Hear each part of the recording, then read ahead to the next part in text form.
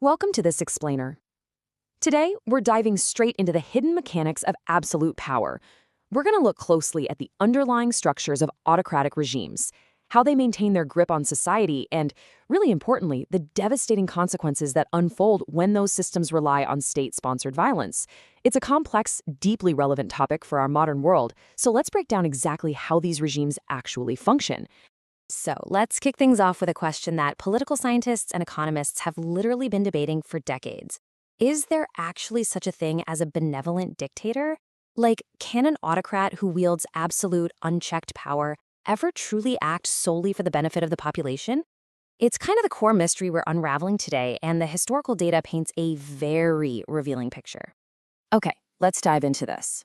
In a letter written back in 1946, the famous author George Orwell offered this incredibly sharp historical rebuttal to the very idea of benevolent autocracy.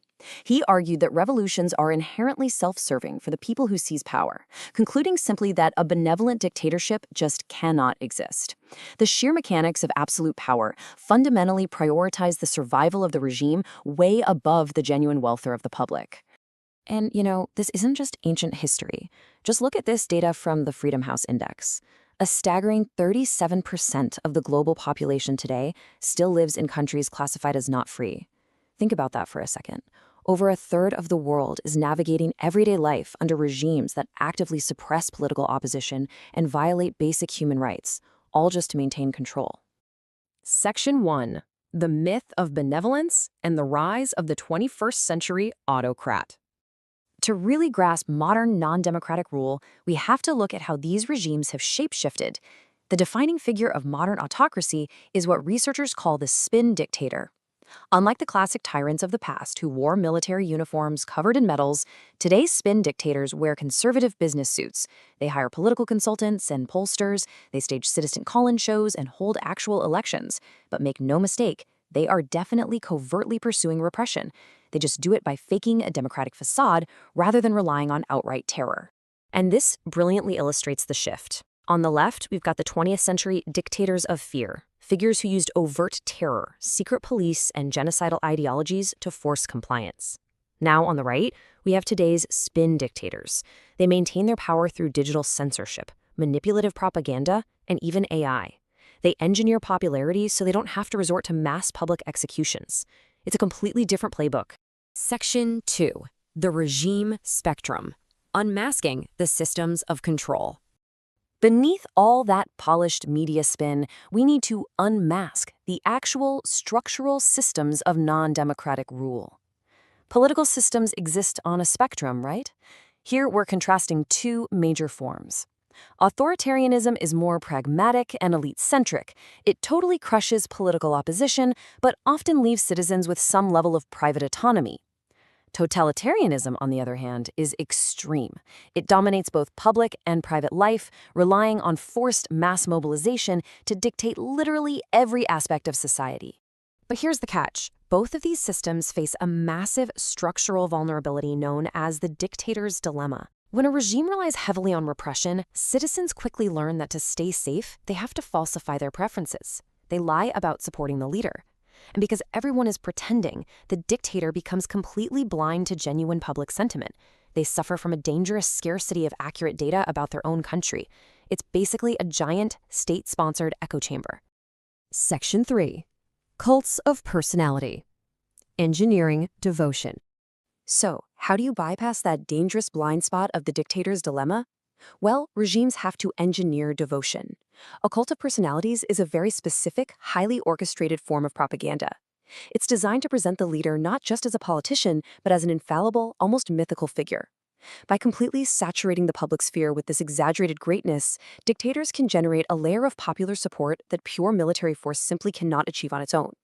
And how exactly is this achieved? The tools are remarkably consistent throughout history. It starts with absolute media control and the rewriting of history. It extends right into the school system for youth indoctrination. It utilizes massive public rallies to create this sense of unstoppable momentum. And it assigns grand mythical titles to the leader. Think of Mussolini's Il Duce or Hitler's Führer, all to project unquestionable authority.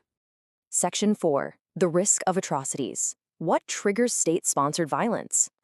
But what happens when the spin fails and the structural cracks in these regimes finally boil over? According to data from VU research, mass atrocities don't just happen in a vacuum. They're usually ignited by very specific environmental triggers. These include severe economic and political crises, what researchers call difficult life conditions, along with the outbreak of war.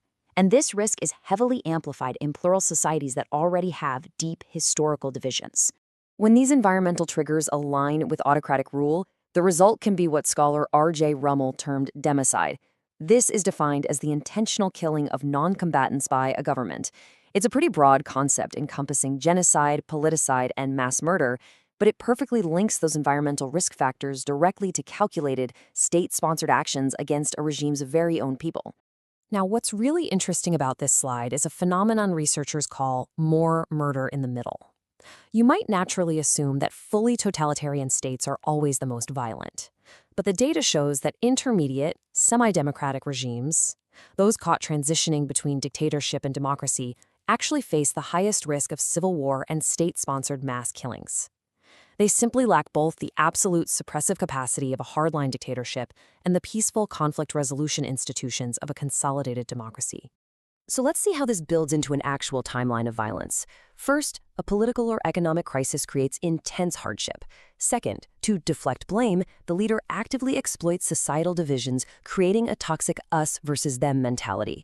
Third, minorities or political opponents are violently scapegoated for the country's suffering. And finally, this manufactured polarization escalates into full-blown, state-sponsored mass killing to eliminate the perceived threat. Section 5. The fragility of power. The illusion of autocratic invincibility. Despite this terrible capacity for violence, these regimes are inherently unstable. While dictators project this image of absolute strength, their collapse is often incredibly swift when certain tipping points are reached. These include external pressures like international sanctions or massive grassroots civil disobedience. But even more critical are the internal fractures, like when the military defects or when the regime's own elite inner circle decides it's time to betray the leader. So the crucial point is what we call the inner circle paradox. A dictator absolutely needs a loyal class of elites, generals, and advisors to enforce their rule and manage the state.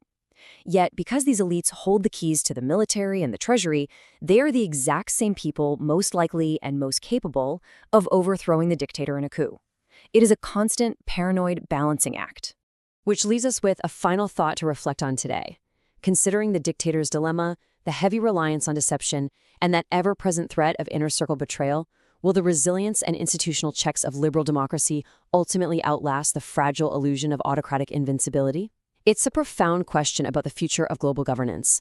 I really hope the structures we explore today give you a new lens to view the world. Thanks for joining me on this explainer.